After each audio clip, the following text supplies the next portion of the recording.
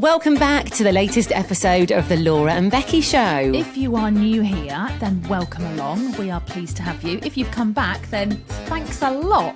Don't forget to like, subscribe and follow and give us a cheeky little review as well. Right, let's get crack-a-lacking. Do you know what? I figured out that I quite like a morning routine. And there's certain things that I like that I do in the morning that sets my day off to be like a good day. Right, number one. Is a walk. Yeah. And a walk in the sunshine. Oh, and with coffee. So we've just been for a walk, haven't we? We thought we'll go for a nice walk this morning. Weather's gorgeous. We saw a dead mole. Just come straight out with it. So you never really see moles, do you? Well, we were quite shocked, weren't we? There we were, just pootling along with our coffees. We were like, oh, look, it's a dead mole. Well, first of all, I wasn't sure if it was dead, but it was dead, wasn't it? Laura literally went, is he just sleeping, do you think? I mean, his paws were like up in the air and he was rigid. Well, they don't have eyes, do they?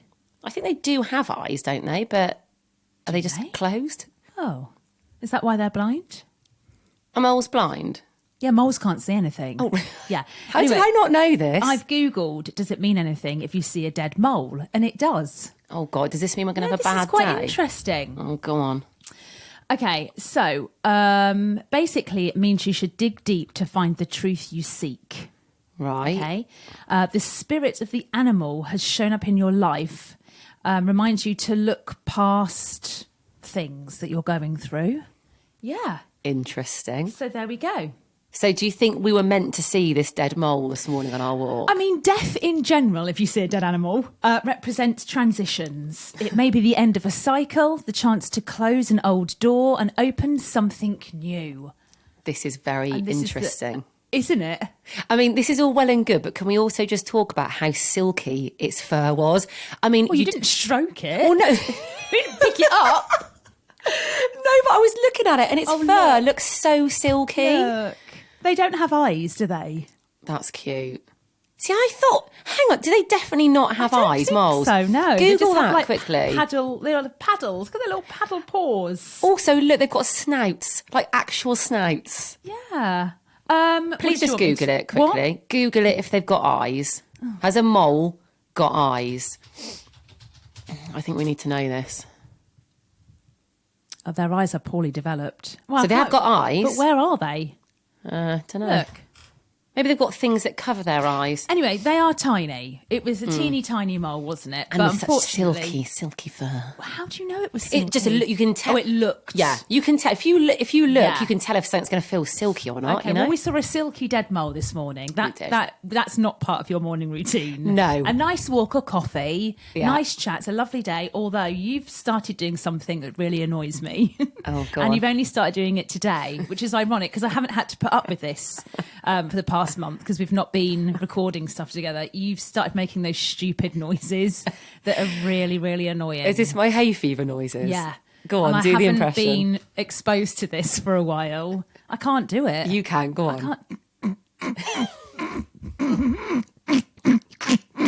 Constantly. Do you know what it is though? Like my throat gets so itchy, I have to like do this thing where I scratch my throat to relieve it. But that's the noise. In fact, I'll do it. Hang on. Yeah. Oh, that feels so much better. Yeah. Oh, it is so really nice. annoying though because it's constant. Soz. And you do this when you go like that. You're making me out to be some sort of gremlin. But you're so pretty and lovely, and then you make these awful noises that I forgot about. So I have to put up with that. My hay fever's so bad today. It's bad, isn't it, for you? My sister had it really bad the other day. My brother-in-law. I'm a little bit smug. I've not got it. I'm all right. Do you know what? I think that you and I are allergic to different pollens and things because when you get it bad, I'm fine. Then when I get it bad, you're all right. I use a special nasal spray that I get on the slide. Oh, what, from the docks? No, I don't get it from the docks. Oh, what, is this illegal? I don't know. Are you smuggling in nasal spray? I don't know spray? if it's illegal. I think it might be.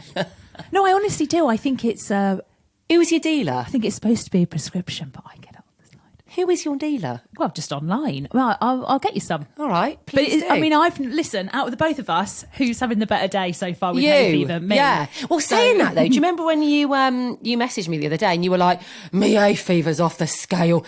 Get to the shop and get me something to help me." Did. Right. Yeah. This is another thing we go by. In fact, I think you tell me this as if you're telling it me, but I think actually I told you this, but you're taking it as your own advice now. Okay. Medicine is better than tablets. No, I think I told you. No, I think I told you. And then what you started doing is going, oh yeah, medicine's better than tablets. And in my mind, I'm like, I'll let her have this. But actually, I told you. No, I think I definitely told you. No, because when we first started working together and you started making these horrific noises, I think I remember saying to you, get some medicine down, you love. Get the medicine, not the tablets. You're like, going way right. back, are we? And then you went, oh, that really works. But now you're giving me my own advice. Oh, yeah. You're going to let me have this one? I didn't have the heart to be like, yeah, I told you that last year, love. I was like, oh, right, yeah, medicine works. But you are right. It goes into the bloodstream quicker. So when I've got really bad hay fever... neck it, can't you? Oh, I haven't even told you this. So I like to use kids' hay fever medicine. Yeah. Like Pirates or Piriton, whatever it's called. Yeah. Because it does seem to get into the bloodstream quicker.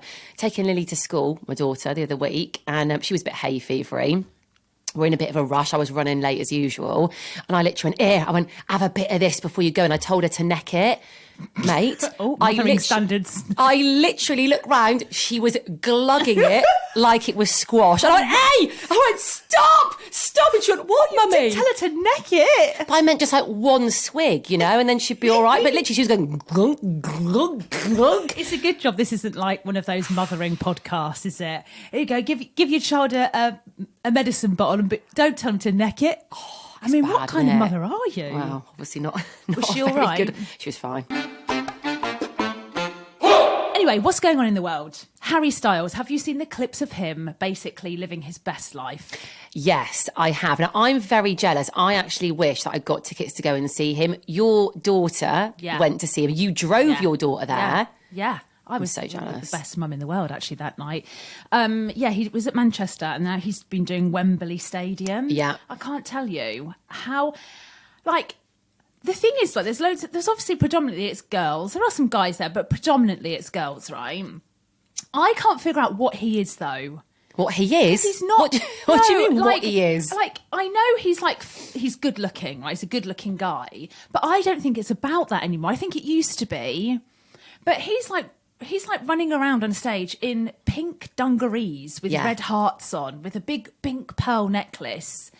And I was watching him and I was like, God, it's not even that he's good looking. It's just that it's him now. It's like his aura. I don't know, because really, he's not like your typically what you'd find attractive either, is he? If you look at him, he's not like... He's got a good head of hair. He's got a blooming good head of hair, but he's got a cheeky little face. I think it's his aura, his persona. He's not muscly, he's not particularly tall. That's what I mean. He's not... If you were to write on paper what you find attractive in a guy, you'd be like broad shoulders, dark hair, tan, well built.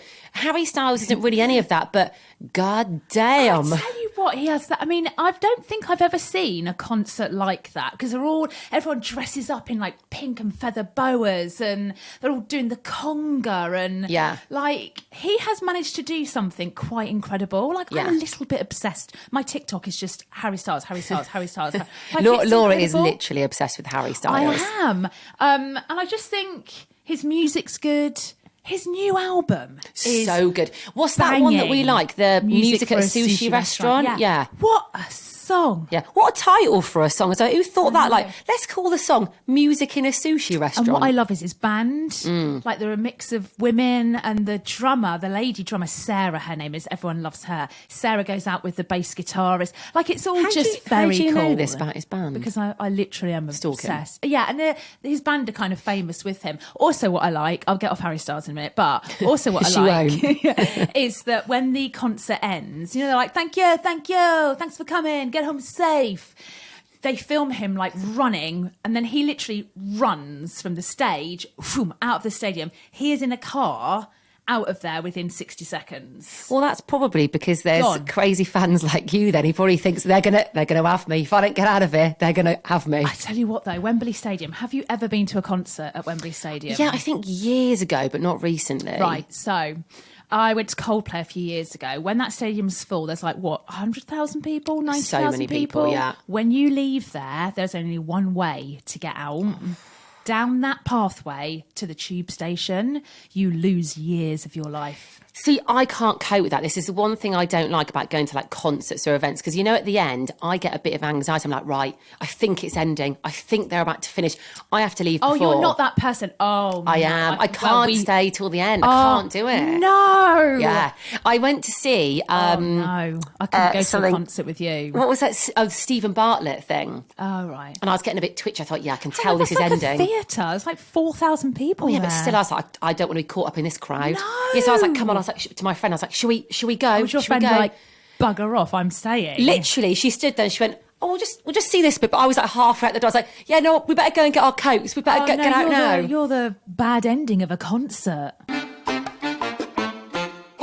We need to talk about getting sacked. We do. Because I feel like this is what everyone kind of wants to know about. And we've been teasing it and saying we're going to talk about it in the first episode. I mean, first of all, we were sacked / we kind of went, that's enough now. Do you know what I mean? Yeah, I mean, there were a few sort of ins and outs, weren't there, that sort of happened. And let's be honest, losing your job in any capacity, it is not a nice feeling. No. So basically, we worked together for a year, didn't we, on a breakfast show? Dream. What a dream. Yeah, we loved it. Great time. We loved it. I kind of got the feeling it wasn't going well. It wasn't as massive surprise to either of us, was it? Yeah, well, do you know what, actually? Me and Laura are very different in this way. So Laura always thinks the worst and I always think it's going to be fine. So Laura always going to me, I think something's going on behind the scenes here. It's not good. I was like, it'll be fine, love. Don't you worry about it. It'll all work out in the end. Anyway, she was right. Yeah, so... I mean, we're not going to go in the ins and outs of it. We aren't going to badmouth anyone. Are we not? I think they're probably listening, waiting for us to badmouth them, and that ain't going to happen. Are we not even going to badmouth them a little bit? Turn off now if that's what you want. No, I mean, okay, right. First of all, I mean, we maybe badmouth a little bit. First of all, the fact we got that job together, we always appreciate. Yes, because really, in the radio industry, there are not many jobs where there's two women together. Well, let's be honest here. And this is another podcast. The whole radio industry for women is better, but it used to be shit. When I first got into radio, I won a competition, right? I was reminded daily, mostly by men, that I was only there because I won a competition. Yeah. And that mostly people prefer to hear men on the radio.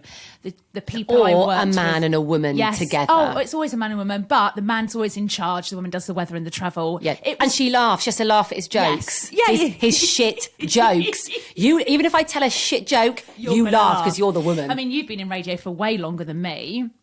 But because I hadn't been there underneath a duvet doing a radio show when I was 15, it's like I hadn't earned my stripes at all. And I was very aware of that.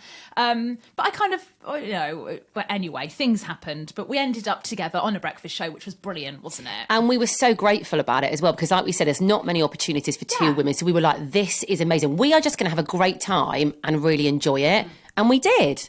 We did. But then kind of like... you have to run a business properly, don't you? And it didn't quite work out that way. Yeah, and also, let's not beat around the bush. The way that we were told we didn't have a job anymore was not very nice. It wasn't. We're not going to go into the exact ins and outs, but it wasn't dealt with in the right way. It was quite immediate. And it was unprofessional, etc., etc. But yeah, so obviously... we shit ourselves, didn't we, to start with? We've just lost our jobs. We've got bills to pay.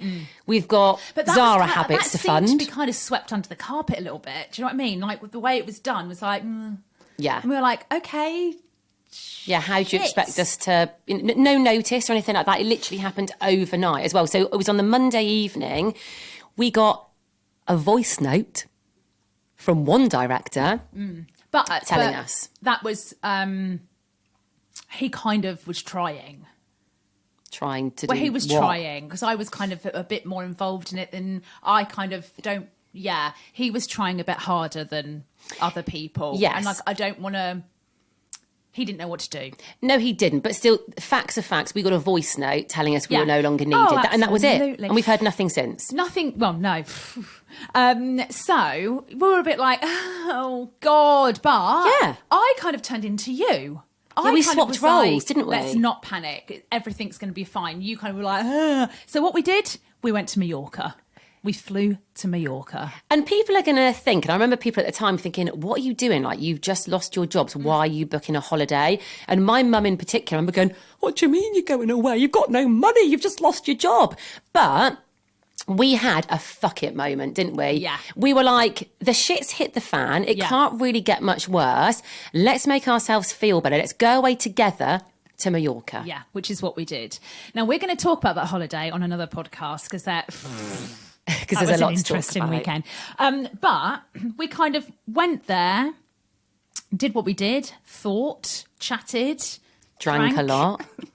other things, but we'll talk about that in another podcast.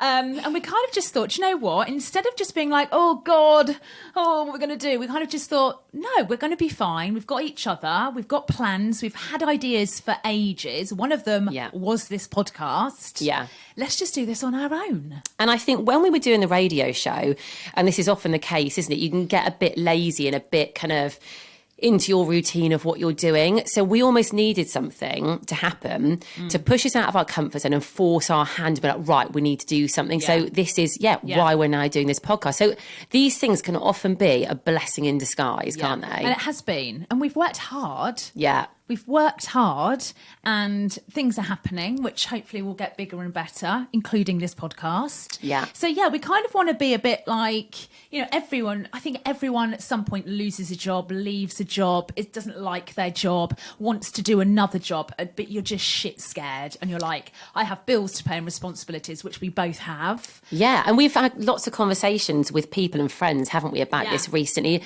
Like lots of people who aren't happy in their jobs, but they're really scared to make that jump or make that move because they don't know what else they do or how they'd fund their lifestyle. Yeah. And that's the norm, isn't it? Yeah, totally. So we're kind of on a journey at the moment. So we're going to kind of... Such a journey. Yes, such a journey. And again, we'll talk more about that. This is a daily podcast. There's lots to talk about. Yeah. But we basically got fired overnight, flew to Mallorca, and now we're doing a podcast. And here we are. And here we are.